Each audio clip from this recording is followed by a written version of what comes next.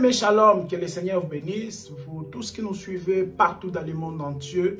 Alors, notre thème d'aujourd'hui, c'est les 3 différents types de vins. Oui, les 3 sortes de vins. Vous allez découvrir, bien-aimés. Mais avant d'aller plus loin dans notre thème, nous allons prier et rendre grâce au Seigneur. Seigneur, Dieu grand, redoutable, unique à ton genre. Seigneur, merci pour cette occasion que tu m'as encore donné, Seigneur. Que je puisse me tenir en ce moment, Seigneur, pour communiquer la parole, Seigneur, à mes bien-aimés. Sois loué, sois glorifié. Permets que ça soit un moment fort, Seigneur. Un moment où tu vas communiquer la puissance. Un moment où tu vas communiquer la foi, la puissance, la force, afin de vivre ta vie. De vivre la vie de la sanctification, ceux qui sont en train de me suivre. Que toute la gloire te revienne. Assiste-nous durant ce moment. Pour la seule gloire de ton nom, j'ai ainsi prié. Amen. Voilà, bien-aimés. Donc, comme nous avons dit, que notre thème, c'est les trois types de vins. Mais avant d'aborder notre thème, bien-aimé, en tout cas, je m'aimerais juste te rappeler que lorsque nous venons comme ça, c'est dans les soucis que Christ soit formé en vous. Voilà, parce que le serviteur le plus ancien de la maison d'Abraham, son souci est que Isaac soit formé dans le cœur de Rebecca avant leur rencontre. Donc, avant la rencontre d'Isaac et son épouse Rebecca, il faut d'abord que Isaac soit formé dans le cœur de Rebecca. Il faut que Rebecca soit affectionnée à Isaac avant même qu'il puisse te voir. Vous voyez? Donc, c'est ça même l'écriture de Colossiens chapitre 3. On nous dit que affectionnez-vous aux choses d'en haut. Voyez-vous? Donc, le ministère a pour but de nous affectionner aux choses d'en haut et non aux choses d'en bas. Le ministère est là pour nous rappeler en tout cas, afin que Christ soit formé dans nos cœurs. Voilà pourquoi le frère apôtre Paul l'a dit dans Galates chapitre 4, le verset 19, que « Mes enfants pour qui j'éprouve de nouveau les douleurs d'enfantement, jusqu'à ce que Christ soit formé en vous. » Donc le but du ministère, bien-aimé, c'est que Christ soit formé dans le cœur des croyants. Voyez-vous? Donc il faut que Christ soit formé dans le cœur des croyants. C'est ça en tout cas les soucis qui nous animent. Et que Christ, Jésus-Christ, soit formé dans vos cœurs. C'est ainsi que vous allez en tout cas prendre part aussi à l'enlèvement. Et nous rappelons également que nous sommes l'assemblée des saints. Hein? Nous sommes l'assemblée des saints, nous sommes l'assemblée des élus. Et l'assemblée des saints et l'assemblée des élus, bien-aimés, ne sont pas des slogans. Hein? Quand on dit que nous sommes les saints ou nous sommes l'assemblée des saints, cela n'est pas un slogan. Oui, nous sommes des saints parce que nous avons été justifiés et sanctifiés par le sang précieux de Jésus-Christ. Vous voyez? Donc, lorsque le Seigneur me regarde, il me voit saint. Il me voit juste. Pourquoi? Parce que je crie à la prédication de la croix et ainsi, il m'a justifié. Il m'a déclaré saint. Il m'a déclaré saint, non pas parce que j'ai commis une œuvre quelconque. Non. Il m'a appelé juste, non pas parce que j'ai pratiqué une œuvre quelconque, non. Mais d'abord, il m'a appelé saint juste par rapport à ma foi. Parce que je crie à la divinité de Jésus-Christ. Je crie à la prédication de la croix. C'est ainsi qu'il m'a déclaré donc saint. Voyez-vous? Donc nous sommes saints parce que le Seigneur nous a sanctifiés, il nous a justifiés. Et nous sommes aussi élus bien-aimés parce que nous avons été prédestinés bien avant la fondation du monde. Bien avant la fondation du monde, nous avons été choisis de Dieu. Nous avons été choisis de Dieu, c'est ainsi que nous sommes des élus. Donc ce ne sont pas des slogans. Et nous sommes partout dans le monde. Nous sommes à Bruxelles, nous sommes à Lille, hein, au nord de la France. Nous sommes à Paris, nous sommes à Lyon, nous sommes partout dans le monde. Au Canada, aux États-Unis, en Afrique du Sud, partout. En tout cas, il suffit juste de nous écrire dans les commentaires et nous allons vous répondre. Hein? Si vous voulez en tout cas une assemblée là où vous pouvez retrouver nos bien-aimés qui confessent cet évangile de Christ. Nous sommes à Bruxelles. En tout cas, l'adresse sera, vous allez voir là, l'adresse sera mise là dans les commentaires. Et vous allez voir l'adresse de l'Assemblée des élus de Bruxelles, l'adresse de l'Assemblée des élus de Paris également. Voilà, bien aimé. Alors, notre thème d'aujourd'hui, c'est donc les 3 différents types de vins. Vous voyez? Donc, c'est important, bien aimé, que vous puissiez aussi connaître les choses élémentaires. Hein? Les choses élémentaires de la parole de Christ. C'est très important. On peut vous enseigner des grandes choses, mais il faut aussi que les bases puissent être là. Il faut que vous connaissiez aussi les bases. C'est très, très important. Parce que votre foi ne doit pas être bâtie sur un ministre de Dieu. Non, c'est très, très dangereux. Votre foi, bien-aimé, ne doit pas être fondée sur un ministre. Non, mais plutôt, ça doit être fondé sur Jésus-Christ, le roc authentique. Vous voyez? Donc, parce que lorsque les tempêtes vont souffler, bien aimé, si ta foi est bâtie sur un homme de Dieu, sur un ministre de l'évangile, alors ça sera très dur. Quand les moments de persécution vont arriver, bien aimé, tu ne sauras pas tenir en tout cas, parce que ta foi est bâtie sur un homme et non sur Christ. Vous voyez? Mais lorsque ta foi est bâtie sur Christ, quelles que soient les tempêtes qui vont souffler, en tout cas, ta foi ne sera pas en tout cas, bien aimé, ébranlée. Vous voyez? Mais ça sera en tout cas inébranlable. Vous voyez? Donc, c'était cela la petite exhortation rapidement. Nous avons dit que le thème de notre enseignement, en tout cas, c'est les 3 types de vins. Comprenez que ce thème sur les 3 types de vins, c'est vraiment un grand enseignement. Mais aujourd'hui, nous allons parler beaucoup plus dans le sens de l'exhortation. Alors, je prends rapidement les textes de base. Je vais prendre Luc chapitre... Luc chapitre 5. Je prends Luc chapitre 5, bien aimé, le verset 39. Alors, Luc chapitre 5, le verset 39. Il est dit ceci. Et personne, après avoir bu du vin vieux, ne veut du nouveau, car il dit, le vieux est bon. Luc chapitre 5, le verset 39, on nous fait comprendre que lorsque une personne boit le vieux vin, il ne veut plus de nouveau. Il dit non, le vieux là est bon. Donc, comprenez qu'aujourd'hui, lorsque mon thème, quand je mets que mon thème s'intitule les 3 types de vins, les 3 types de vins là, il s'agit donc le vin ancien. Le vin ancien, autrement dit, c'est aussi le vieux vin. Hein? Le vieux vin et le vin ancien, c'est la même chose. Le vieux vin et le vin ancien, c'est la même chose. Donc, les 3 types de vins que nous allons voir, bien aimés, ça sera donc le vieux vin ou le vin ancien, le vin nouveau, ainsi que le vin de Babylone la Grande. Oui, bien aimé. Donc, il y a, dans la parole, il y a le vin ancien, il y a le vin nouveau et aussi le vin de Babylone la Grande. Très important, bien aimé. Donc, sur cette terre ici, il y a 3 types de vins, bibliquement parlant. Hein? Ici, je ne parle pas du vin blanc, vin rose, hein? Vin blanc, vin rouge, ni vin rosé. Non, je ne parle pas de ça. Ici, je parle bibliquement parlant. Hein? On nous présente que sur cette terre, il y a 3 types de vins, frères.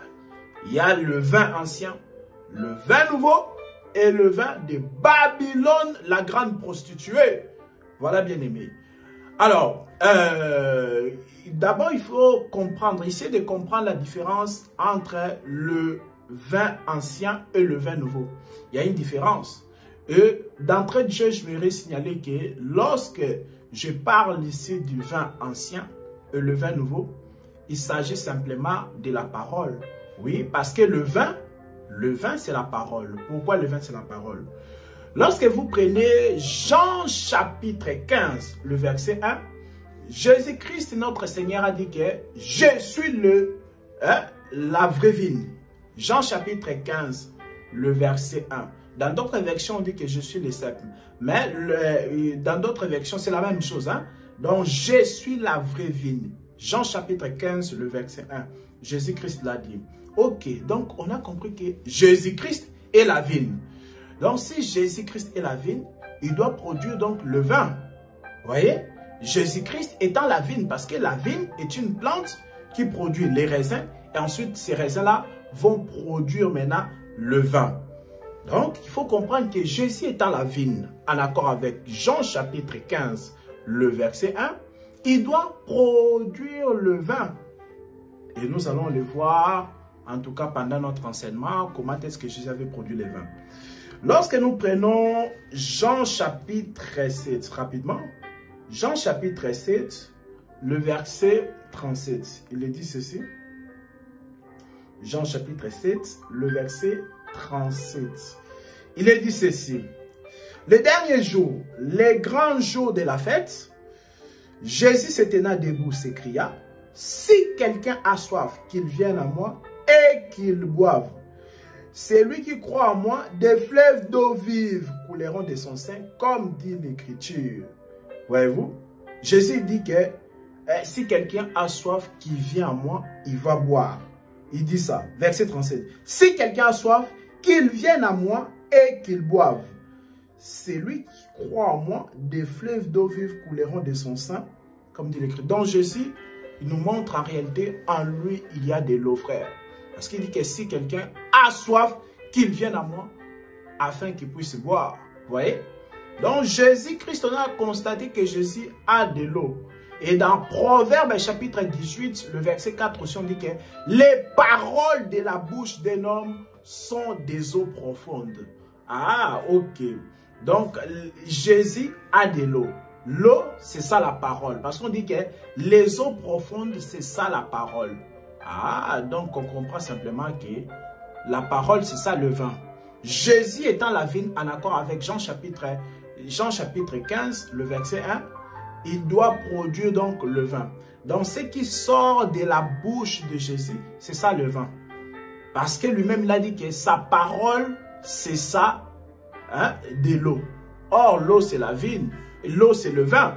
Voilà pourquoi même dans Jean chapitre 2, le verset 10, lorsqu'il a fait le miracle là, son premier miracle dans les noces de Cana, il avait pris l'eau pour les transformer en vin. Voilà. Jésus dit que sa parole, c'est l'eau. Or, l'eau aussi, c'est ça le vin. Parce que le jour-là, dans les noces de Cana, dans Jean chapitre 2, le verset 10, Jésus a transformé l'eau en vin. Voilà, pour montrer que l'eau, c'est aussi le vin. Voilà, donc vous avez compris ici que le vin que nous allons parler, il s'agit donc de la parole. Donc, il y a le vin ancien, le vin nouveau et le vin de Babylone, la grande prostituée. Donc, tout ça, ce sont les paroles. Vous avez compris, bien aimé, que lorsque je parle du vin ancien ici, il s'agit donc de la loi. Parce qu'on comprend aussi que Moïse est une vigne et qui a produit aussi le vin. Mais le vin là, frère, c'était la loi. Le vin là n'a pas su réjouir le cœur de Dieu. Vous voyez? Voilà pourquoi il y a eu le nouveau vin devait venir, frère. Lorsque vous lisez Hébreux chapitre 8, le verset 7, on vous fait comprendre que en réalité, le vieux vin, le vin ancien avait vieilli déjà. On peut le lire rapidement. Alors, on prend rapidement Hébreux. Hébreux chapitre 8. Donc, on est en train de marcher pour comprendre le vin ancien.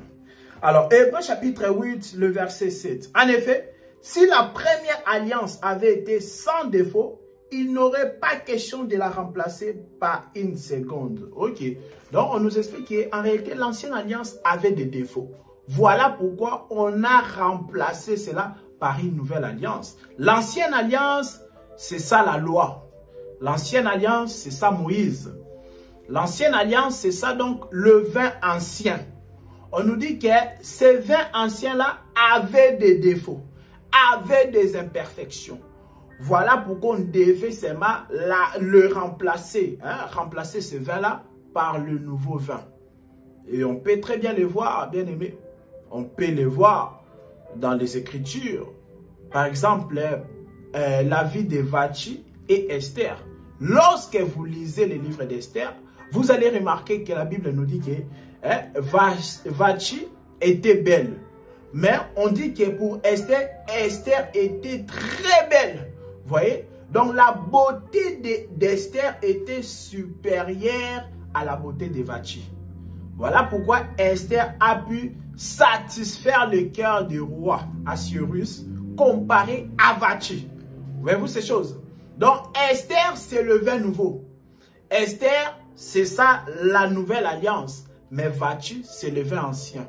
Parce que le vin réjouit le cœur du roi. Vous voyez? Le vin réjouit le cœur de Dieu et le cœur des hommes bien-aimés. Ici, nous sommes en train de parler donc de l'ancienne alliance et la nouvelle alliance. L'ancienne alliance, c'est ça, le vin ancien. La nouvelle alliance, bien-aimé, c'est ça, le vin nouveau.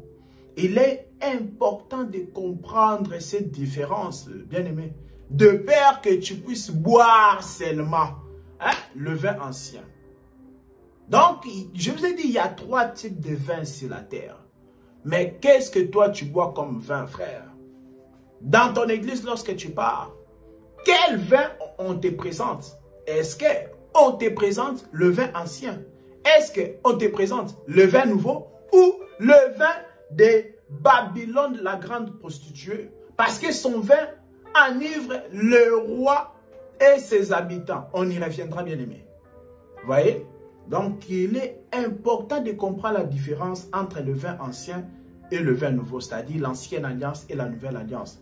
Ça fait quelques années déjà que tu es dans le Seigneur, mais tu ne comprends toujours pas la différence entre l'ancienne alliance et la nouvelle alliance. C'est grave, bien aimé. On va encore prendre une écriture. Hébreux chapitre 7. Hébreux chapitre 7, le verset 19. Je lis la parole du Seigneur. Ainsi, il y a abolition d'une ordonnance antérieure à cause de son impuissance et de son inutilité. Car la loi n'a rien amené à la perfection. Hébreux chapitre 7, le verset 19, on nous éclaire que la loi n'a rien amené à la perfection, bien aimé. Vous voyez? Donc, on comprend que le vin ancien n'était pas bon.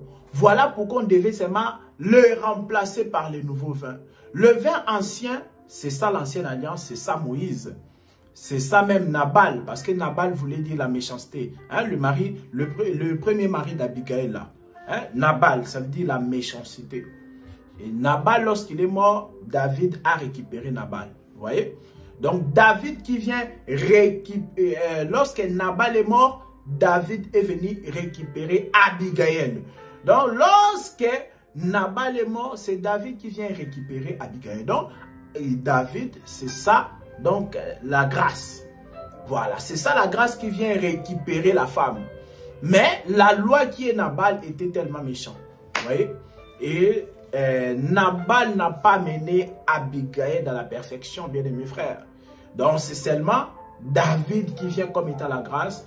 Donc c'est lui qui a donné le repos à la femme Abigail. Donc il faut comprendre la différence là, c'est très très important, bien aimé. Et c'est ainsi que personne ne pourra donc te mentir. L'ancienne alliance, bien aimé, le pardon était annuel lorsque vous lisez Hébreux chapitre 10, le verset 1. Le pardon était annuel, mais avec la nouvelle alliance, le pardon est éternel, bien aimé. Vous voyez? Donc il nous a pardonné une fois pour toutes. Lisez bien. Lisez bien. Hébreux chapitre 9, à partir du verset 11 jusqu'à 13. Vous allez comprendre vraiment la nouvelle alliance. Vous voyez? Lisez les livres d'Hébreux. Vous allez comprendre qu'en réalité, Hébreux chapitre 9 aussi, le verset 13, vous allez comprendre que l'ancienne alliance, les sacrifices de l'ancienne alliance ne purifiaient pas la conscience. Vous voyez? Ne purifiaient pas la conscience de ses assistants. Ne purifiez pas la conscience. Mais c'est seulement la nouvelle alliance. C'est seulement le sacrifice de Christ. Le sang de Jésus-Christ qui a été versé pour la nouvelle alliance. C'est ça qui purifie donc la conscience. Vous voyez? Donc, là-bas, c'était le pardon annuel. Là-bas, Dieu ne pardonnait pas pour toujours dans l'ancienne alliance. Mais dans la nouvelle alliance, on a un pardon éternel, bien-aimé. Quelle grâce! On a un pardon éternel, une fois pour toutes. Nous l'avons reçu de la part de Dieu. Parce que Dieu ne voulait plus le vin ancien, qui est la loi. Hébreux chapitre 10, à partir du verset 4, vous descendez. Hein? Dieu ne voulait plus le vin ancien. Le sacrifice qu'on offrait dans la loi, Dieu ne voulait plus de ça. Il voulait qu'un homme saint, un homme pur puisse mourir pour toute la ville. Vous voyez? Pour tout le monde. C'est ainsi que nous sommes sauvés, nous sommes parvenus donc au salut. C'est très important, bien aimé, à comprendre ces choses. Donc, le porteur du vin ancien, c'est donc Moïse. Et le porteur du vin nouveau, c'est Jésus-Christ. Jean chapitre 1, le verset 17. La loi est venue avec Moïse, mais la grâce et la vérité sont venues par Jésus-Christ. Voyez-vous?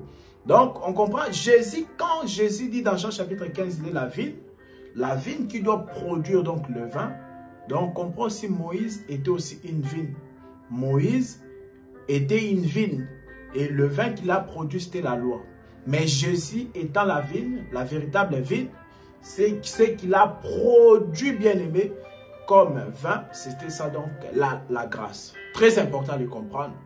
C'est très important de comprendre, bien aimé. Hein? Le vin ancien et le vin nouveau. C'est très important. Il faut que là où tu vas dans ton église, bien-aimé, que tu puisses en tout cas boire le vin nouveau. Parce que Dieu est déjà passé de ces choses-là. Le vin ancien ne ôte pas les péchés. Non, bien-aimé. C'est seulement le vin nouveau qui ôte les péchés. Jean chapitre 1, le verset 29. Vous voyez?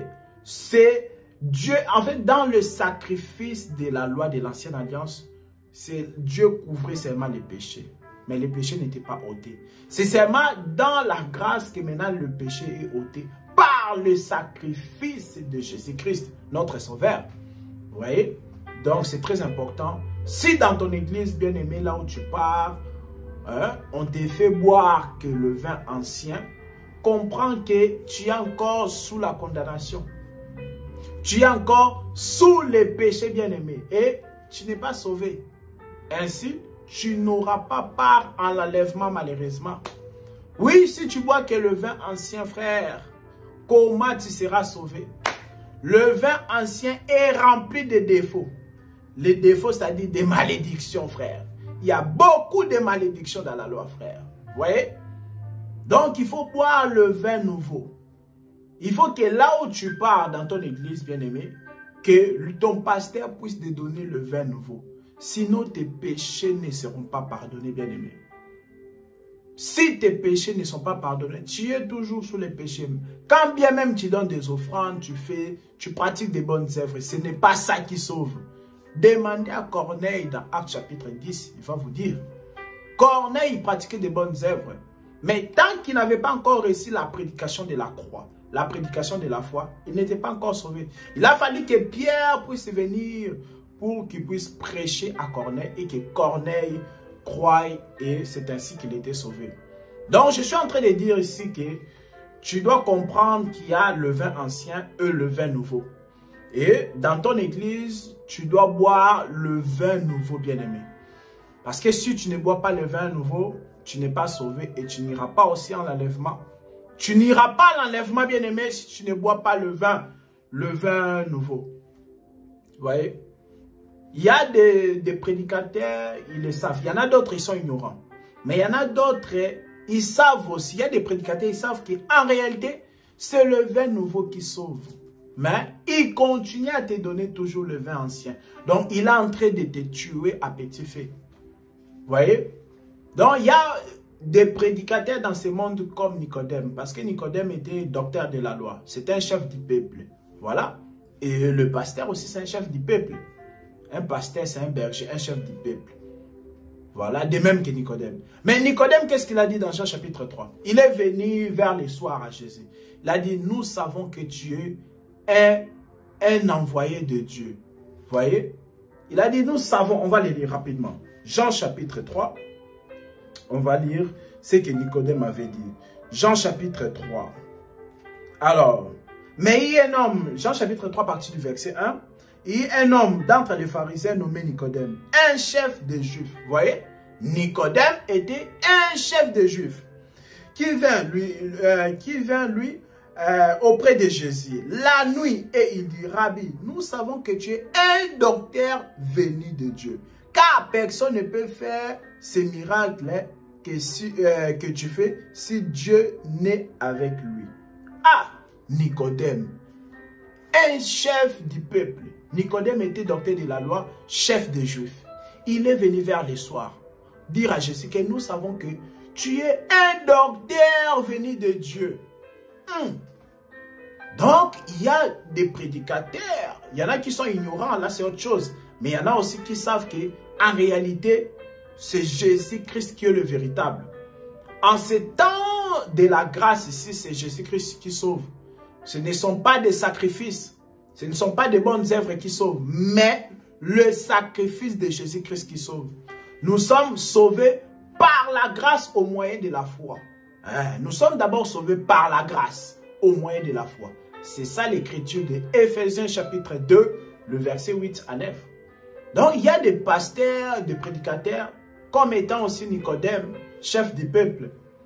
Mais ils ne disent pas tout haut que Jésus est un docteur venu de Dieu. Pourquoi? Par peur. Parce que leurs brebis vont quitter, ils vont suivre Jésus. Non, il faut dire la vérité.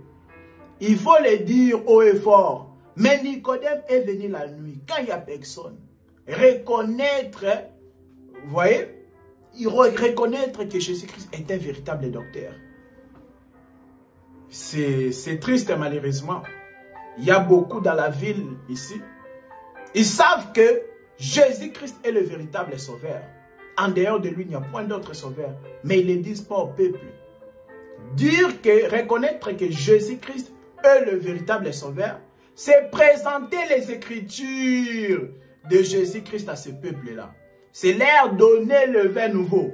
Quand tu donnes le vin nouveau, qui est la grâce, l'explication de la loi, l'explication de l'ancienne alliance, l'explication du vin ancien au peuple, c'est ça, dire la vérité haut et fort. Quand tu dis, frère, que Jésus-Christ est la fin de la loi pour la justification de ceux qui croient, c'est ça, reconnaître publiquement que Jésus est un docteur venu de Dieu. Lorsque tu dis que Christ est la fin de la loi pour la justification de ceux qui croient, Romains chapitre 10, le verset 4, c'est ça en tout cas donner le vin nouveau. Nous voulons des prédicateurs qui donnent le vin nouveau. Qui donnent le vin nouveau publiquement. Ils connaissent le vin nouveau. Ils connaissent les bons vins, mais ils ne donnent pas au peuple. Ils cachent le vin nouveau. Donc tout ça à leur profit. Ils cachent le vin nouveau à leur profit, frère. Ce n'est pas bien. Donc il faut présenter au peuple que Jésus-Christ est un docteur venu de Dieu, est un véritable envoyé. Présenter au peuple Jésus est un véritable envoyé, c'est leur présenter donc les Saintes Écritures. Vous voyez? C'est leur dire que Jésus-Christ est la fin de la loi. C'est leur dire, bien aimé, qu'il n'y a donc plus aucune condamnation pour ceux qui sont en Christ, qui ne marchent pas selon la chair, mais selon l'esprit. Vous voyez? Donc, c'est leur dire que si le Christ, si le Fils vous a franchi, vous serez donc réellement libre. Jean chapitre 8, le verset 36, bien aimé. Vous voyez? Donc, lorsque vous êtes en train de dire la vérité au peuple, lorsque vous êtes en train de donner l'explication de la loi au peuple, c'est ça donc donner le vin nouveau. Vous voyez? Donc, il ne faut pas faire comme Nicodème, chef du peuple. Il ne faut pas faire comme Nicodème. Nicodème, il connaît la vérité, mais il cache cela. Il y a des prédicateurs comme ça. Quand il prie seulement, il reconnaît la seigneurie de Jésus-Christ. Il reconnaît la véracité de Jésus-Christ. Mais, il ne veut pas les dire haut et fort. On ne sait pas. Il a peur que ces brebis-là vont fuir. Ces brebis-là, ils vont comprendre. Ah, on ne peut pas aussi payer la dîme alors. Vous voyez? Et du coup, il ne va plus recevoir la dîme. Il faut dire la vérité. Il faut dire la vérité au peuple qu'aujourd'hui, on ne peut plus payer la dîme. Les apôtres n'ont pas payé la dîme. Les apôtres de Jésus-Christ n'ont pas payé la dîme. Et nous, nous sommes la continuité des apôtres. Les apôtres sont l'explication des prophètes. Et nous, nous sommes la continuité des apôtres. Donc, nous sommes en train de faire ce que les apôtres auraient, en tout cas, continué à faire s'ils étaient encore sur la terre. Et nulle part, les apôtres ont donné la dîme. Les gens, ils n'ont pas donné la dîme aux apôtres. Donc, nous aussi, nous ne payons pas la dîme. On ne peut pas payer la dîme aujourd'hui dans la Nouvelle Alliance. Vous voyez? Donc, il faut prêcher la vérité au peuple. Ainsi, le jour qu'ils vont découvrir, ils ne vont pas vous quitter en tout cas, mais ils vont voir que vous étiez honnête avec eux. Vous voyez? Donc, je suis en train de dire qu'il faut donner le vin nouveau. Il faut donner le vin nouveau au peuple. Il ne faut pas les cacher. L'Église doit connaître le vin nouveau directement. C'est Israël qu'on donne d'abord le vieux vin. Hein? C'est à Israël qu'on donne d'abord le vin ancien. C'est ça dans les noces de Cana. Donc ça explique quand Jésus l'avait d'abord donné, qu'on avait d'abord servi aux gens le vin les moins bons. Vous voyez? Qu'on avait d'abord servi les gens le vin les moins bons, c'est ça la loi. Le vin les moins bons, c'était ça la loi qui a été donnée à Israël. Donc Israël, avant de goûter au bon vin, il doit d'abord goûter le vin les moins bons. C'est ça la loi. Et il va goûter au bon vin seulement lorsque les deux juins viendront donc leur prêcher l'évangile de la grâce. Mais l'Église n'a pas besoin, bien aimé, de boire le vin ancien. Non, ça ne donne pas la vie. L'Église a besoin du vin nouveau. Le vin nouveau, c'est l'explication du vin ancien. C'est très important, bien aimé. Donc, vous avez un peu compris cette différence-là entre le vin ancien et le vin nouveau. C'est ça donc que je viens de faire ici. Donc, je viens de vous expliquer la différence entre l'ancienne alliance et la nouvelle alliance, bien aimé. Dans l'ancienne alliance, le péché n'était pas ôté. Mais dans la nouvelle alliance, le péché est ôté. Dans la nouvelle alliance, a beaucoup plus de promesses que dans l'ancienne alliance. Vous voyez? Donc, les gens convertis, ce sont des gens, en tout cas, dans l'ancienne alliance. Voilà pourquoi Matthieu chapitre 9, je le prends rapidement. Matthieu chapitre 9, le verset 17. Il est dit ceci. Matthieu chapitre 9, le verset 17. Alors, j'ai la parole du Seigneur. On ne met pas non plus du vin nouveau dans les vieilles outres. Autrement, les outres se rompent et le vin se répand. Et les outres sont perdues. Mais on met le vin nouveau. On met le vin nouveau dans les outres neuves. Et le vin et les outres se conservent. On nous dit dans Matthieu chapitre 9, le verset 17 qu'on ne met pas le vin nouveau dans les vieilles outres. Outres, hein, les outres, ce sont des récipients qu'on peut mettre des liquides dedans. Hein. C'est un récipient. Une outre, c'est un récipient qu'on met en tout cas les liquides. Maintenant, on nous dit dans Matthieu chapitre 9, le verset 17 qu'on ne peut pas mettre le vin nouveau dans les vieilles outres. Le vin nouveau, c'est ça le Saint-Esprit. Parce que Éphésiens chapitre 5, le verset 18 nous dit que ne vous enivrez pas du vin, car c'est de la débauche, mais plutôt enivrez-vous du Saint-Esprit. Ah, le Saint-Esprit, c'est ça, le vin nouveau. Le Saint-Esprit, c'est ça, le vin de Jésus. Il a dit, je vous enverrai un autre consolateur. Le Saint-Esprit, c'est lui. C'est lui la parole de Jésus-Christ. Parce que je vous ai dit, la parole de Jésus-Christ, c'est ça le vin nouveau. Et c'est ça aussi le Saint-Esprit. Le Saint-Esprit, c'est l'enseignement bien-aimé. Maintenant, le Saint-Esprit qui est le vin nouveau ne pouvait pas en tout cas habiter dans les vieilles outres. Les vieilles outres, bien-aimés, c'est ça donc le peuple d'Israël. Pourquoi ils sont des vieilles outres? À cause de la loi. Parce que en eux, il y avait la loi. La loi avait vieilli. C'est ça qu'on nous dit. Hébreux chapitre 8, le verset 13. Que la loi avait vieilli, bien aimé. Et ce qui a déjà vieilli est prêt à disparaître. Vous voyez? Voilà pourquoi la loi a été remplacée par la grâce. Très important. Donc, le vin nouveau, on ne peut pas les mettre dans les vieilles outres. C'est le peuple d'Israël. C'est les peuples qui sont attachés à la loi, frère. Hein? Et c'est de tels peuples-là, sache que si, parce que nous sommes des outres, hein? Les outres, c'est-à-dire nous sommes des récipients qu'on est censé contenir un liquide. Le liquide, là, c'est le Saint-Esprit. Et maintenant, sache que si tu n'as pas le vin nouveau en toi, ben, tu n'es pas quelqu'un de converti, tu n'es pas encore sauvé. Voilà pourquoi Israël n'est pas encore sauvé. Quand tu t'attaches aux œuvres de la loi, frère, sache que tu n'es pas encore sauvé. Au contraire, tu es sous la malédiction. C'est ça l'écriture de Galates chapitre 3, le verset 10. Hein? On dit, maudit quiconque s'attache aux œuvres de la loi. Israël aujourd'hui est sous la malédiction. Pourquoi? Parce qu'Israël s'est contenté de garder ce qui a déjà vieilli. Le vin ancien a déjà vieilli. Mais Israël a préféré les garder. Voilà pourquoi Israël, ce sont des outres, des vieilles outres. Israël, le peuple d'Israël sont des vieilles outres. Vous voyez? Parce que Israël veut à tout prix garder la loi. Ah, c'est comme ça, il ne peut pas en tout cas recevoir le vin nouveau qui est le Saint-Esprit. Très important de comprendre ces choses.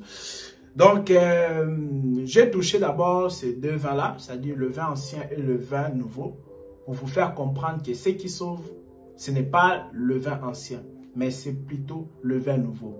C'est très important, bien aimé. Vérifie dans ton église, qu'est-ce qu'on te fait boire.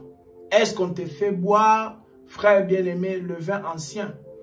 Quand tu bois le vin ancien, c'est-à-dire c'est lorsque, dans ta vie chrétienne, tu crois qu'un enfant de Dieu peut être lié par les démons. Tu crois qu'un enfant de Dieu peut être condamné par les sorciers. Vous voyez? Un enfant de Dieu ne peut pas être lié par les démons. Ne peut pas avoir des liens familiaux, des liens, voilà, du sang, tout ça. Un enfant de Dieu ne peut pas se retrouver dans ces choses-là. Donc, vérifie bien le vin qu'on te fait boire. Hein? Voilà. Il faut mettre de côté le vin ancien et prendre le vin nouveau. C'est ainsi, en tout cas, que tu pourras avoir part à l'enlèvement. Très important de comprendre ces choses. Alors, je vais toucher maintenant le dernier vin, le troisième vin. On a dit c'est le vin de Babylone la Grande. Alors, je le prends rapidement. Apocalypse chapitre 17. Apocalypse chapitre 17. À partir du verset 1. Il est dit ceci. Apocalypse chapitre 17 à partir du verset 1. Puis un des 7 anges qui tenait les 7 coupes vint et il m'adressa la parole en disant: viens, je te montrerai le jugement de la grande prostituée qui est assise sur les grandes eaux. Verset 2. C'est avec elle que les rois de la terre se sont livrés à l'impudicité, et c'est du vin de son impudicité que les habitants de la terre se sont enivrés. Apocalypse chapitre 17, le verset 2, on nous explique, bien aimé dans le Seigneur, que les rois de la terre se sont enivrés du vin de la grande prostituée. On l'appelle aussi Babylone. Hein? On l'appelle aussi Babylone dans toujours Apocalypse chapitre 17, le verset 5. On dit son nom est un mystère, Babylone la Grande.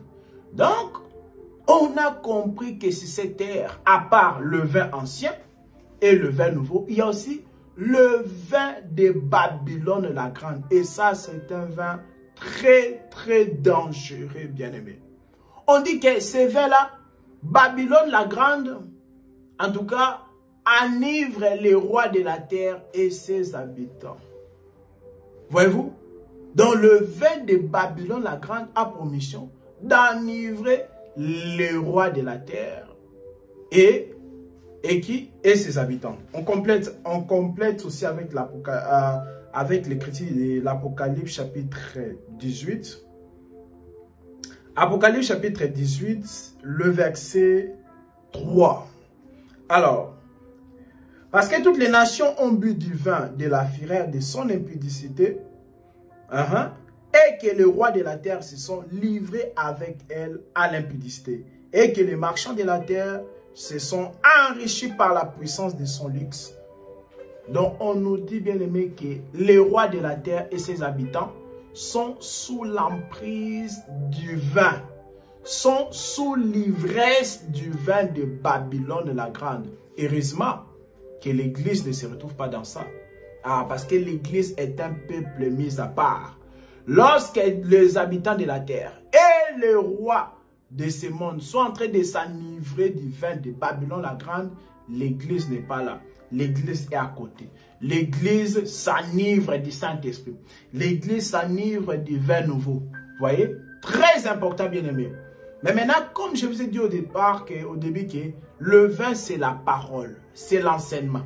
Le vin ancien, c'est l'enseignement de la loi. Le vin nouveau, c'est l'enseignement de la grâce. Maintenant, le vin de Babylone la Grande, frère, c'est un vin, la Bible avait ça, un vin de l'impudicité. C'est-à-dire, c'est un enseignement de l'impudicité. Une prédication de la débauche, bien-aimée. En fait, c'est une prédication qui vous éloigne de Dieu, frère. Je vais donner quelques exemples. Et malheureusement, bien-aimé, que ce vin vraiment a influencé certaines églises, entre guillemets. Ouais, elles s'appellent églises, mais elles ne sont pas églises. Comme la Bible dit qu'il y en a qui s'appellent juifs, mais ils ne le sont même pas. Voilà. Donc, il y a des églises, entre guillemets, sur cette terre, qui se sont aussi enivrées du vin de Babylone la Grande. L'enseignement de Babylone la Grande, c'est quoi? C'est, par exemple, l'autorité de la femme sur son homme. Babylone la Grande vient donner l'autorité à la femme sur son homme. Dieu qui a créé l'homme et la femme, Dieu a dit que les désirs de la femme se porteront vers son mari. Et l'homme dominera sur la femme. Mais l'enseignement de Babylone vient dire que l'enseignement de Babylone la Grande vient pour dire que non, l'homme et la femme sont égaux. Vous voyez? Donc, l'enseignement de Babylone la Grande commence à révolter les enfants contre leur père. Vous voyez? Que les enfants ne puissent plus aussi obéir à leur père. Donc, ça rend les enfants rebelles à l'égard de leurs parents. C'est ça l'enseignement de Babylone la Grande. L'enseignement de Babylone la Grande est que l'homme n'a pas l'autorité sur la femme. Vous voyez? Ils sont tous égaux.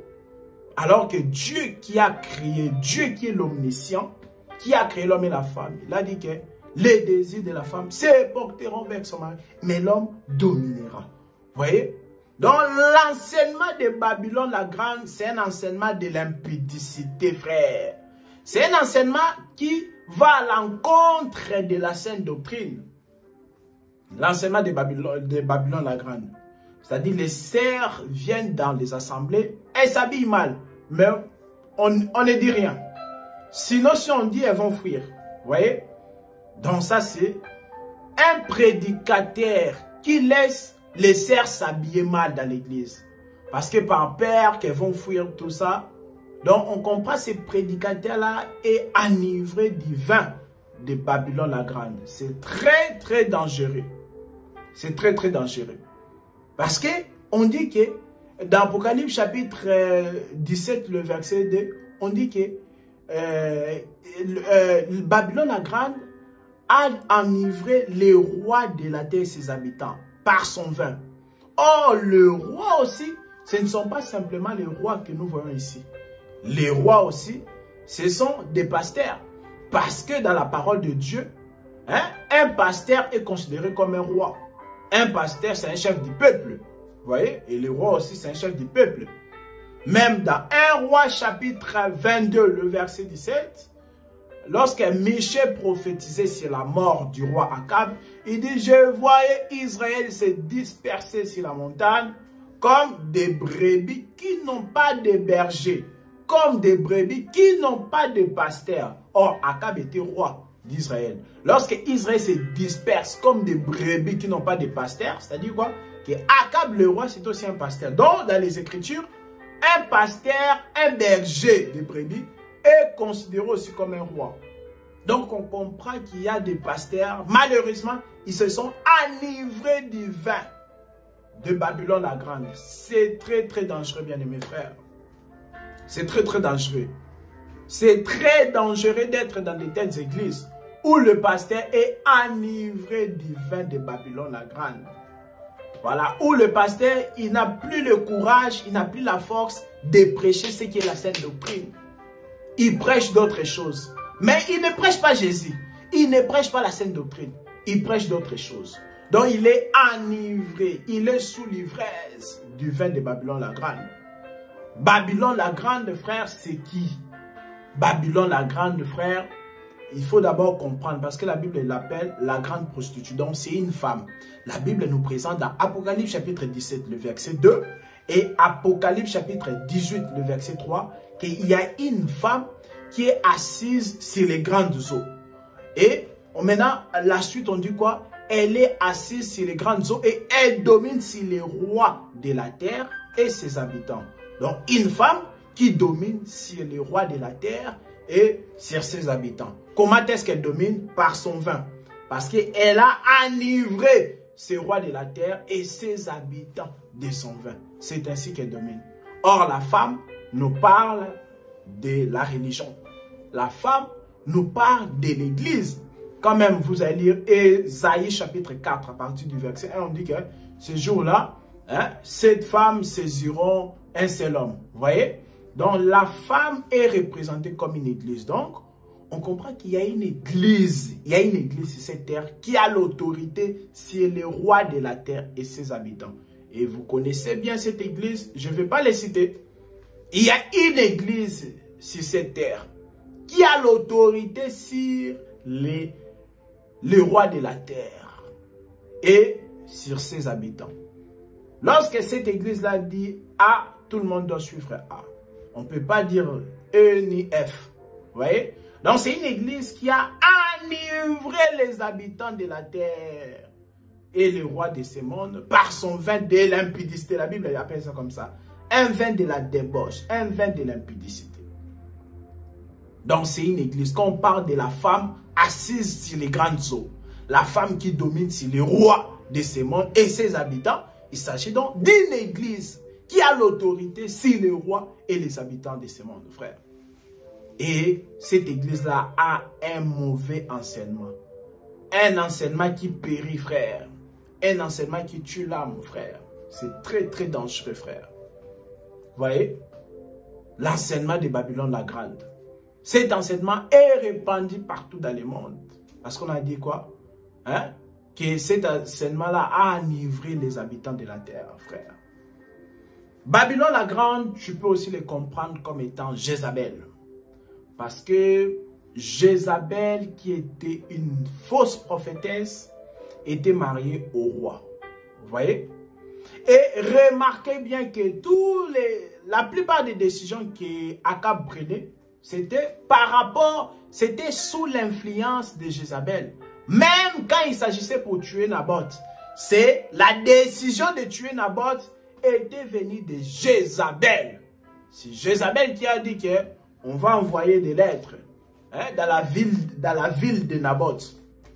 Afin que Naboth, on va mettre des faux témoins afin que Naboth puisse mourir. Donc, la plupart des décisions d'Akab venaient toujours de Jézabel.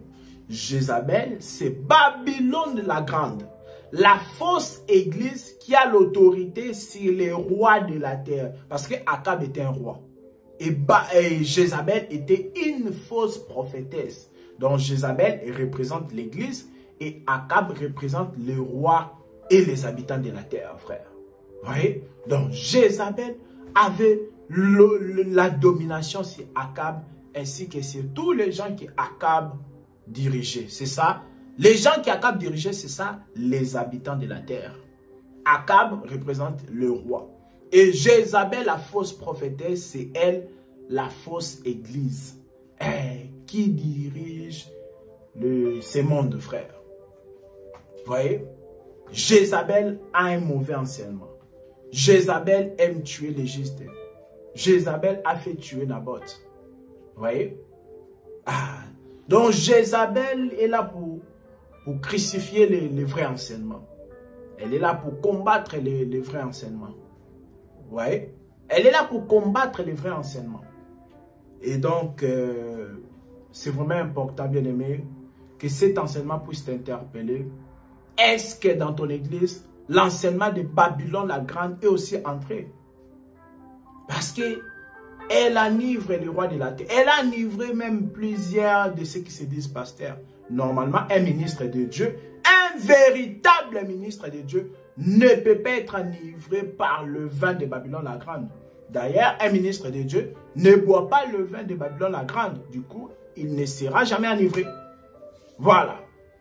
Un véritable ministre de Dieu reste demeure dans la sainte doctrine. Un ministre de Dieu donne l'explication sur le vin ancien, afin que les gens puissent boire maintenant le vin nouveau. Vous voyez? Et encore un autre exemple bien aimé de l'enseignement de Babylone qui réside dans certaines églises. Vous voyez dans Deutéronome chapitre 17, à partir du verset 18 jusqu'au verset 20. Deutéronome 17, verset 18 jusqu'à 20. Le Seigneur avait dit, avait recommandé par le prophète Moïse que lorsque vous aurez un roi, le roi là doit lire journellement la loi. Le roi en Israël devait lire journellement la loi afin que son cœur ne puisse pas s'élever au-dessus de ses frères. Vous voyez? Le roi d'Israël devait lire journellement la loi afin que son cœur ne puisse pas s'élever au-dessus de ses frères. Parce que d'ailleurs, le roi devait être choisi parmi les frères. Vous voyez? Or, cela nous explique aussi concernant le ministre. Je vous ai dit que 1 Roi chapitre 22, le verset 17, nous montre en réalité que le roi, c'est aussi un ministre de Dieu. Un roi, c'est un chef du peuple. Un roi, c'est un berger du peuple. Un roi, c'est ça dans le pasteur, c'est ça le ministre de Dieu. Et le ministre de Dieu doit lire continuellement la loi. Quand la loi ici, il s'agit donc de la parole éternelle. Le ministre doit lire la parole de Dieu continuellement. Afin que son cœur ne puisse pas s'élever au-dessus de ses frères. Donc, quand un ministre de Dieu ne demeure pas dans la parole, et c'est ça les conséquences, frères. Donc, quand un ministre n'est pas sorti parmi les frères, il va faire souffrir le peuple de Dieu.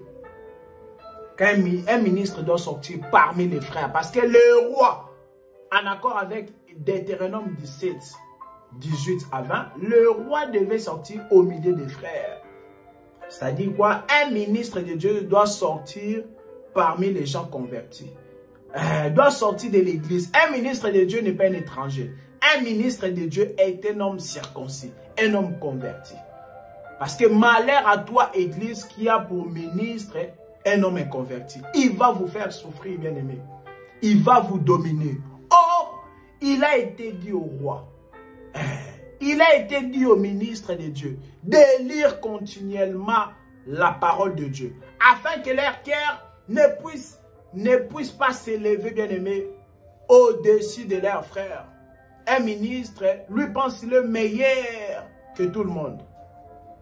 Ça, c'est pas bon, bien aimé. Donc, un ministre qui domine sur l'église du Seigneur Jésus-Christ, l'église de Dieu qui s'est acquise par son propre sang.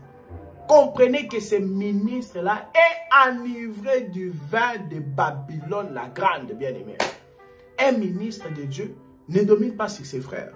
Comment un ministre peut donner un enseignement et dire ça c'est oui et amen? Comment ça? On doit te poser des questions.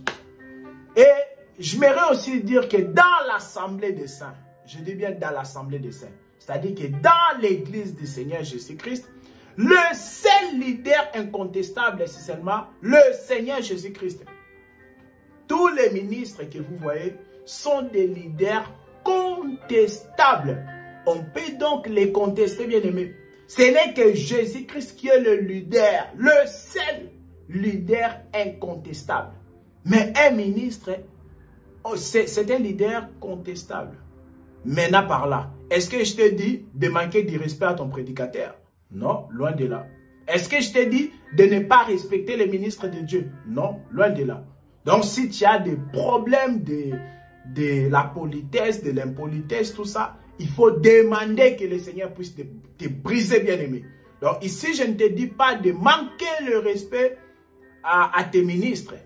Mais ce que je suis en train de dire, c'est que les ministres de Dieu ne sont pas des leaders incontestables. Ils sont des leaders contestables. On peut donc les contester avec la parole de Dieu. Lorsqu'ils prêchent un enseignement qui ne tient pas debout, tu trouves que cet enseignement ne tient pas debout, en tout cas, il faut voir le courage avec la parole de Dieu. Tu viens le voir, tu dis que, cher ministre, cet enseignement ne tient pas debout. Et si réellement ça ne tient pas debout, il va donc se repentir. Vous voyez? Et il va jeter cette confession-là. Voilà, c'est ça, frère. Un ministre, son cœur ne doit pas s'élever au-dessus de ses frères. Que de dire seulement, ce que moi je dis, c'est ça. Si on te dit fais ça, fais seulement. Donc il n'y a pas d'écriture, vous voyez? Mais donc, il domine avec ses raisonnements. Il a ramené ses raisonnements, ses pensées dans les choses de Dieu. Et c'est comme ça qu'il est en train de diriger la maison du Seigneur. Donc on comprend, cher ministre, que tu es enivré du vin de Babylone la Grande. Un véritable ministre de Dieu qui a bu que le vin du Seigneur Jésus-Christ ne peut pas, frère, ne peut pas en tout cas dominer sur l'église du Seigneur. Parce que 1 Pierre chapitre 5, le verset 2, il a été dit aux anciens que paissez les troupeaux de Dieu, non comme dominant sur eux. Vous voyez, il faut paître les troupeaux que le Seigneur vous a confiés. Mais il ne faut pas dominer sur eux. Parce que le seul qui domine sur l'église, c'est son époux. Ah, c'est l'époux qui domine sur sa femme. Lorsque toi, cher ministre, tu domines sur l'église, tu donnes aussi tes ordres qui ne sont pas la parole, on comprend que c'est toi qui es l'époux de cette église. Quelle abomination! Ce n'est que Jésus-Christ qui est le véritable époux de l'église. Un ministre n'est pas l'époux. Voilà. Un ministre de Dieu n'a pas été mort à la croix. Un ministre de Dieu ne peut pas te sauver, frère. Vous voyez? Il ne peut pas te sauver. Ce n'est pas lui qui a versé son sang à la croix. Ce n'est pas ton époux.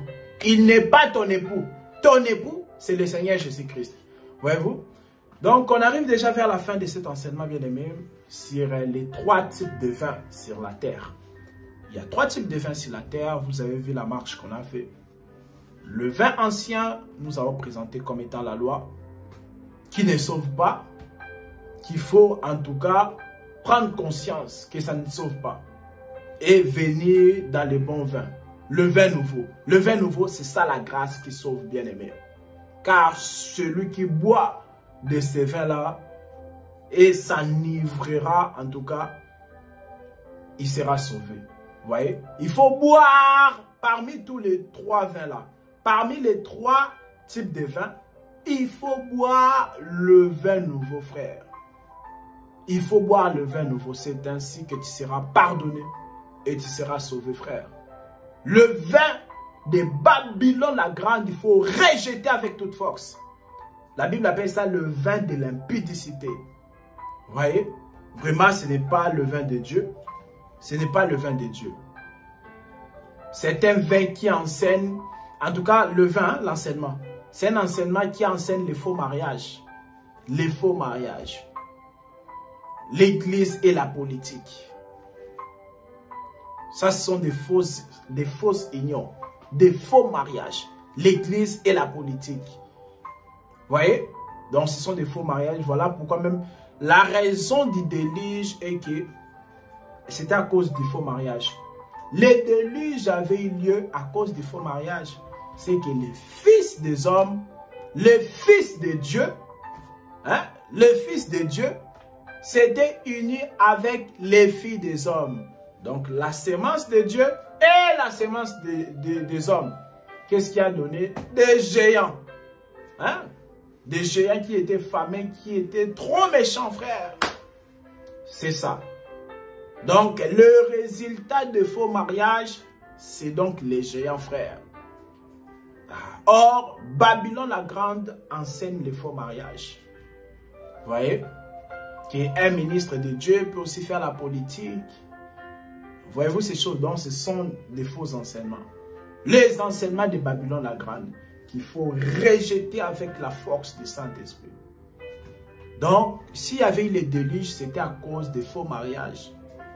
Voilà, Dieu voulait éliminer en tout cas cette race-là des géants.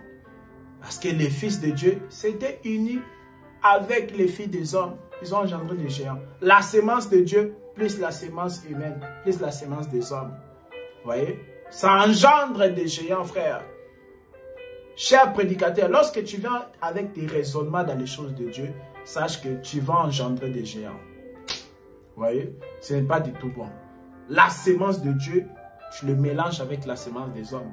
Voilà pourquoi il y avait des déluges. Le déluge nous parle du jugement dans le livre de Job. Le déluge, c'est tout un jugement. Mais avant que le déluge puisse commencer, en tout cas, Noé sera épargné avec sa famille bien-aimée. Vous voyez? Voilà. Il y aura l'enseignement de Babylone la Grande va amener le jugement sur ce monde. Dieu va frapper ce monde à cause de l'enseignement de Babylone la Grande. À cause du vin de Babylone la Grande qui a enivré les rois de la terre et ses habitants. Et pour cela, Dieu va frapper, il va commencer à frapper après l'enlèvement. Par le biais des désirs, frère. Il va commencer à frapper les nations, frère. Vous voyez? C'est ça les débuts du déluge. Mais Noé avec sa famille seront déjà dans l'arche. Pourquoi la Bible dit Noé plus les 7? Vous voyez? Quand la Bible parle du 7, c'est le chiffre 7, ça parle de l'église. La Bible dit qu'il y avait Noé était sauvé avec 7 personnes. Donc, ça nous parle de l'église. Le chiffre 7 nous parle de l'église. D'Éphèse jusqu'à la Odyssée. Vous voyez les 7 églises d'Apocalypse. Donc, c'est pour nous dire que l'église sera épargnée. Avant que la frappe de Dieu puisse tomber. À cause des faux mariages. À cause du vin de Babylone la Grande. Le vin de Babylone la Grande va susciter la colère de Dieu sur cette terre. Mais avant cela, l'église sera épargnée. Voilà pourquoi je t'exhorte, bien-aimé, à boire le vin nouveau. Parce que si tu bois le vin nouveau, tu seras épargné dans l'arche lorsque la colère de Dieu va s'abattre sur ce monde. Que le Seigneur vous bénisse. Nous sommes déjà vers la fin de notre enseignement. C'était bien votre frère Roland Kalonge. N'hésitez pas s'il y a des questions. Comme vous avez pu comprendre que c'est un grand enseignement. Mais aujourd'hui, j'étais beaucoup plus dans le sens de l'exhortation. En tout cas, nous allons le continuer encore prochainement. Que le Seigneur vous garde, que le Seigneur vous bénisse abondamment. Vous tous qui nous suivez partout dans le monde entier. Soyez bénis, bien.